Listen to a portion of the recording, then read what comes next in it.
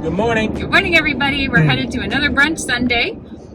We may not be filming a lot of this one because we are meeting some friends and I want to keep them off camera and protect their privacy. But this is called the Tavern. It's in downtown Melbourne, just across the bridge from Atlantic, and it's our first time going there. So yeah, I'm excited to try a new place. Julie took a quick, because I was concerned with Tavern, but Julie took a look at their menu and it looks like a standard breakfast menu. So let's see what they have. Yeah. Julie thinks they might have a pancake flight, so I'm not sure what I'm going to get today. I tried to pull their menu up, and as is typical in Florida, I couldn't find it. All I could find was a link to their Facebook page, which of course has a lot of photographs on their Facebook page. I did eventually find it, but it was much later yesterday in the afternoon after this plan was made, and we were out and about running errands, and I didn't actually have time to look at the menu. All I had seen was the photographs, so I'm kind of going in blind. I think I saw something about a pancake flight, but I'm not getting pancakes today. We just passed a place we've had breakfast before, and on their big sign was banana cinnamon swirl pancakes, and I'm like, maybe we should go here. But I'm excited. I'm probably going to do my standard eggs, bacon, sausage. Everybody knows. Maybe I'll give her a bite of the pancakes if I get one. We probably wouldn't have selected this place ourselves, but our friends said that it was really good, and now we're excited to go have breakfast with them. So I'll get as much footage as I can without being disruptive to the group. And cooler today, the weather. Yes, gorgeous weather. 68 degrees I have on my fall dress. It's a long dress, but it's fall colors, and I'm so excited for fall. All right, we will see you in a little bit. Let's go. We'll let you know how it is.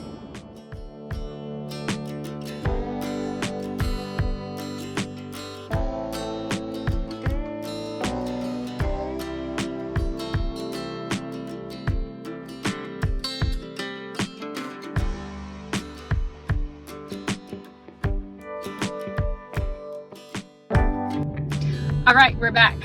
I didn't take any footage inside the restaurant because I totally forgot. I think I filmed our food really fast, and I didn't get any of the decor because we were talking to our friends for a good long time and I just forgot. But I will say it was kind of like a rustic-y farmhouse sort of barn-like theme in there, which was really refreshing because you don't see that. You know, we talk about the decor inside these brunch places all the time, and that was just different. You know, it reminded me a lot of Backwater in that way. Yeah, I would agree with you. I think it gave off a very Cracker Barrel vibe as far as the decor on the walls. A little bit of an updated on Cracker Barrel, I guess. This is only like the second place we've been to where the stuff on the walls weren't for sale. Yeah, because that's common. I didn't notice. They were not for sale. Let's see, and nothing in the restrooms for sale either. No cross stitch. And we're having to get used to this, but very small atmosphere, small tables, kind of sit where you want when you walk in, and I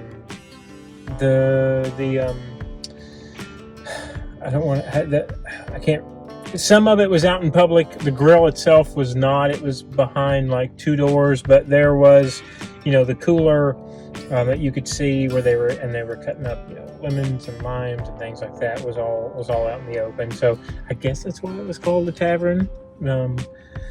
But food wise, what do you think? My egg scrambler was delicious, and I had asked for it's 3 scrambled eggs, bacon, sausage, cheddar, and then my friend had ordered cream cheese on something, and I decided just to throw some cream cheese in my scrambler, and wow, that upped it a notch. That was absolutely delicious. I loved my scrambler. We'll roll it back a little bit because you have to take this into consideration. We had whoever waited on us was I'm not sure what was going on with her. I say whoever because she didn't come to the table and introduce herself. So it was an experience, and what Julie's trying to say is that we couldn't really customize the way we're used to customizing because it was difficult for this person to stay focused and to put in what we wanted to eat. So, yes, the scramblers, that's a very common thing down here. We've had a few times. I ended up doing the 2 eggs, 2 meat, and pancakes. And wasn't sure what pancakes I was going to get when they came out, because I asked a question and was supposed to get an answer from the waitress and didn't. Just had it come out. But food was good. My eggs were good. Very fluffy scrambled eggs. Sausage links is what I had as well, which is what I get when I can. At restaurants, I prefer the links. Your food was good. The pancakes were good. Huge. You saw it. Tons of butter they put on there. So the food turned out really well. Food was delicious. The coffee was fine. They did keep it refilled. I don't think I would necessarily go back there. Never. I can tell you that. Something was just a little bit odd going on with our waitress, and I don't want to speculate. And that's why I said I'm not sure. I'm not going to sit here and try to analyze that, but something was weird and off. We actually got most of our food and our refills and things delivered by pretty much everybody else that worked there. She disappeared at some point. Yeah, at some point she disappeared.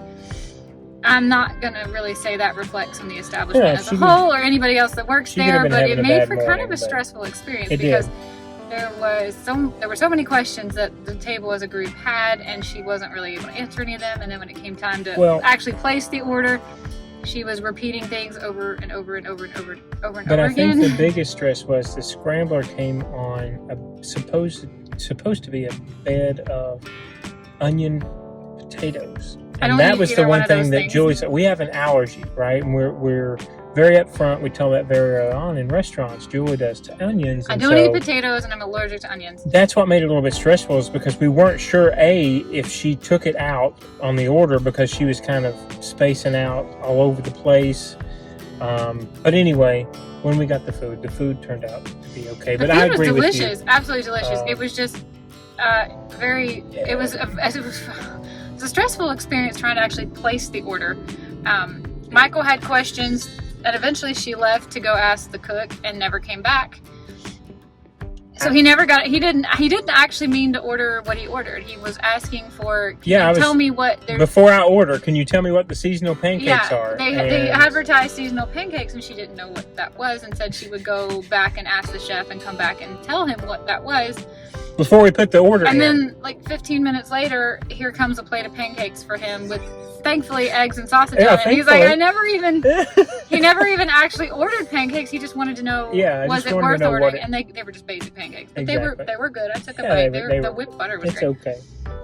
I'm going to say I'm going to pass on ever going back there. Yeah, one and done. But that's okay. I would give the food probably an 8.5 out of 10. The atmosphere, thankfully, we complain about atmosphere all of the time.